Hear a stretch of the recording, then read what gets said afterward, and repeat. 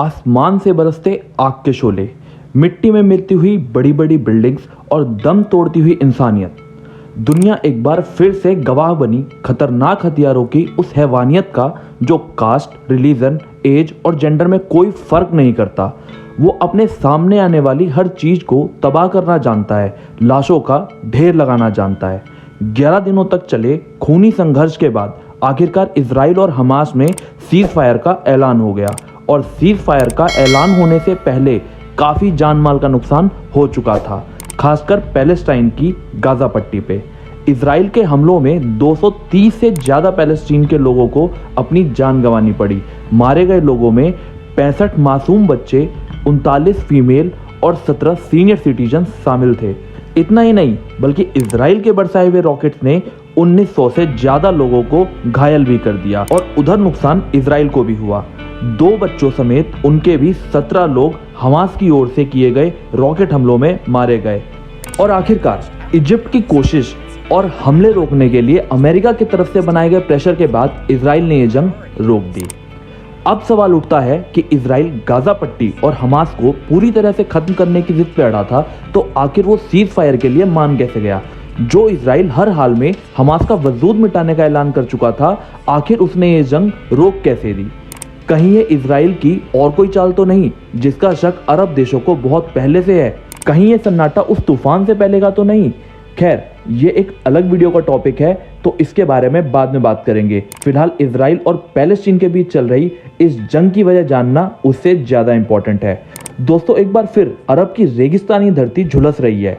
कुदरत ने इसे वैसे ही वीरान बनाया था, पर अब रॉकेट और मिसाइल्स यहाँ खून से अपनी प्यास बुझा रहे हैं। विवाद जमीन का है और इसमें उससे बड़ा सच ये है कि इसे मजहबी चश्मे से भी देखा जाता है, क्योंकि इसमें इजराइल के यहूदी और अरब देशों में इस्लाम के फॉलोअर्स शामिल हैं। दोस्तों, जहां आप इजराइल और पैलेस्टीन की लड़ाई देख रहे हैं, वो इलाका मिडिल ईस्ट में आता है। ये एशिया के बाद का हिस्सा है जहां की अप्रोक्स 95% आबादी मुस्लिम है। 1948 में पैलेस्टीन को तोड़ के इजराइल बनाया गया था, जबकि यहाँ पहले से यहूदी रहा करते थे और ये विवाद भी अंग्रेजों की ही देन है। सेकेंड वर्ल्ड वॉर के बाद 1948 में पैलेस्टीन को 2 हिस्सों में बांटा गया, पहला इजराइल एंड दूसरा पैलेस्टीन।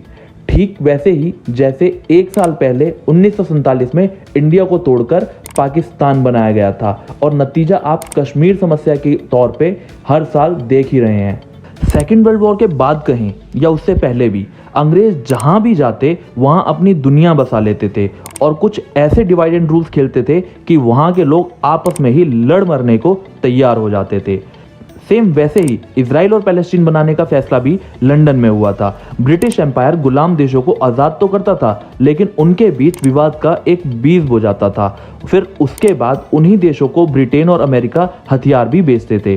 कुछ दिनों बाद ये विवाद यूएनओ पहुंच जाती है और इजराइल पैलेस्टीन के साथ भी यही हुआ, और यही हुआ था इंडिया और पाकिस्तान के साथ भी, जिसकी वजह से कश्मीर को लेकर हिंदुस्तान और पाकिस्तान के बीच जंग की वजह बनी रहती है। और अगर देखा जाए तो सच्चाई ये भी है कि यूएनओ किसी मसले का हल कभी ढूंढ ही नहीं सका।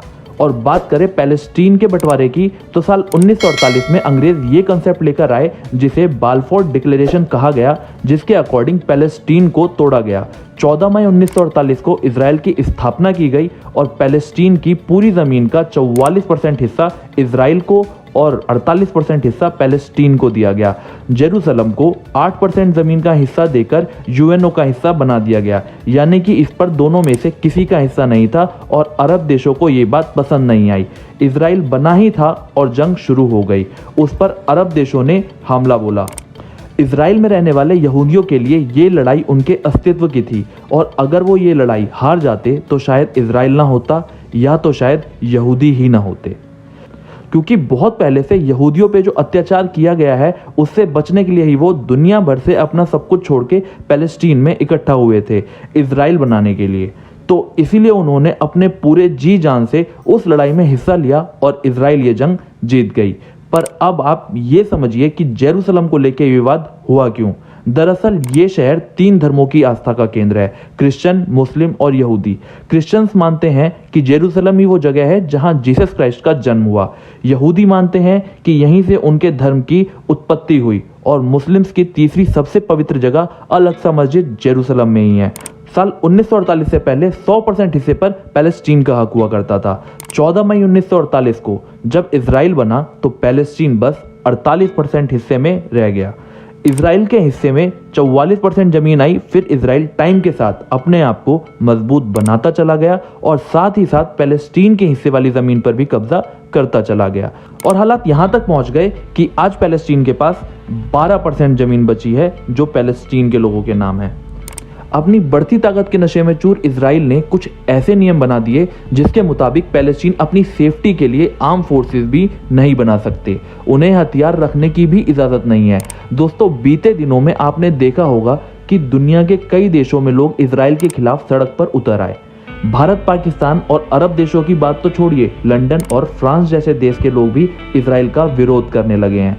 अब मैं आपको बताता हूं कि मुस्लिम्स के लिए ये मुद्दा आन बान शान की लड़ाई क्यों बन गया। दरअसल मुस्लिम्स के दो धार्मिक स्थल मक्का और मदीना सऊदी अरब में है, लेकिन तीसरी पवित्र मस्जिद अल अक्सा है जो कि जेरूसलम में है।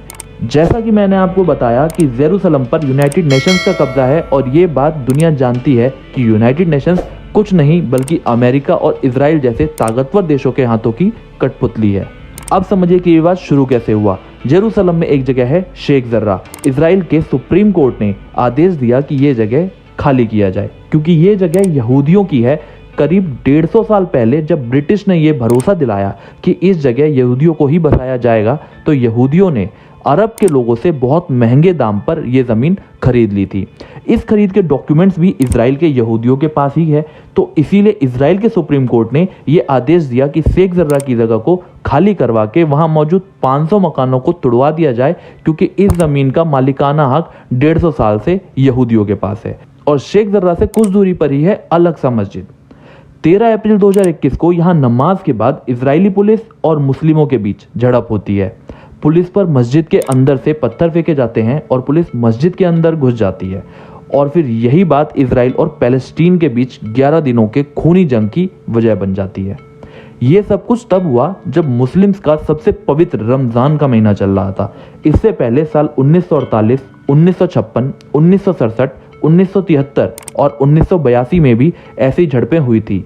इजराइल को तो भारी पड़ना ही था और वो पड़ा भी। वो हर बार पैलेस्टीन की ज़मीन पर कब्जा करता चला गया और अब पैलेस्टीन कहता है कि हमको 1948 में मिला 48% हिस्सा ही दे दो, लेकिन इजराइल भला ऐसा क्यों करेगा? उसने जंग जीत के ये ज़मीन हासिल की है। और एक बात, पैलेस्टीन इतनी भी ज़मीन नहीं संभाल सका और उसके दो हिस्से हो गए, पहला वेस्ट बैंक और दूसरा गाजा पट्टी। वेस्ट बैंक में रहने वाले इस विवाद का शांतिपूर्ण हल चाहते हैं, वहीं दूसरी तरफ गाजा पर हमास का कब्जा है। हमास एक विद्रोही संगठन है जिसे इजराइल आतंकी गुट मानते हैं।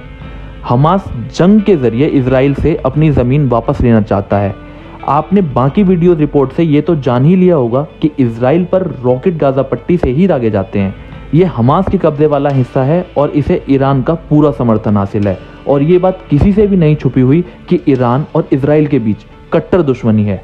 हमास के पास बहुत छोटे छोटे रॉकेट्स हैं जिन्हें कासिम नाम दिया गया है और एक रॉकेट की कीमत अप्रॉक्स 70 से 80 हज़ार की है। हमास ने अब इसकी रेंज भी बढ़ा दी है।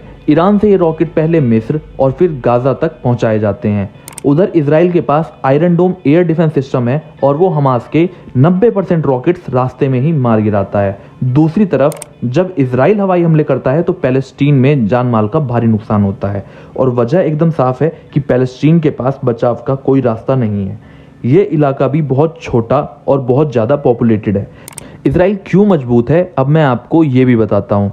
सच्चाई ये है कि इजराइल हर मामले में सेल्फ डिपेंडेंट है और उसके पास दुनिया के सबसे घातक हथियार मौजूद हैं। आप ये भी समझ सकते हैं कि इजराइल एटॉमिक वेपन से लेस है। यूनाइटेड नेशन सिक्योरिटी काउंसिल में हर कंट्री इजराइल की फ्रेंड लिस्ट में शामिल है।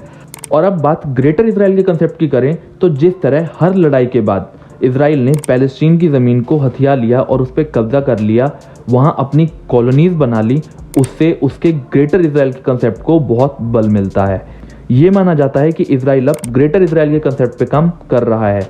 इसके ज़रिए वो इजिप्ट, सऊदी अरब, कुवैत, ईरान और फिर सीरिया को अपने कब्जे में ले लेना चाहता है। और ये वही 6 देश हैं जिन्होंने मिलकर 1967 में इजराइल पर हमला किया था और उन सबको मुंह की खानी पड़ी थी। और दोस्तों एक सच तो ये भी है कि पाकिस्तान और अरब देश पैलेस्टीन के मामले में तो बोलते हैं, लेकिन चाइना के शिनजियांग प्रांत में मुसलमानों पर हो रहे जुल्म उन्हें दिखाई ही नहीं देते, उसे वो इग्नोर किए जा रहे हैं। और उसकी एक वजह यह है कि चाहे वो अरब हो या दूसरे मुस्लिम देश, हर किसी के अपने हित हैं। 57 मुस्लिम देशों में से एक भी ऐसा नहीं जो हमास तो दूर की बात है, पैलेस्टीन की भी खुल के हेल्प कर सके। और रही बात यूनाइटेड नेशंस की, तो वो इजराइल और अमेरिका के खिलाफ मुंह तक नहीं खोलेगा। यानी कुल मिलाकर देखो तो इस समस्या का हल तो नियर फ्यूचर में बिल्कुल भी दिखाई ही नहीं देता। इजराइल और पैलेस्टीन या फिर हमास यूं ही टकराते रहेंगे, बिल्डिंग्स ऐसे ही खंडर बनती रहेंगी, उनके शहर एक एक करके वीरान होते रहेंगे, मासूम अपनी जान गंवाते रहेंगे और दुनिया आंखें मूंद कर वो तमाशा देखती रहेगी। आपका इस बारे में क्या कहना है कमेंट करके ज़रूर बताएं। और उम्मीद है दोस्तों कि वीडियो आपको पसंद आई होगी, तो वीडियो को शेयर करके दुनिया तक इस असलियत को पहुंचाएं। जय हिंद, जय भारत।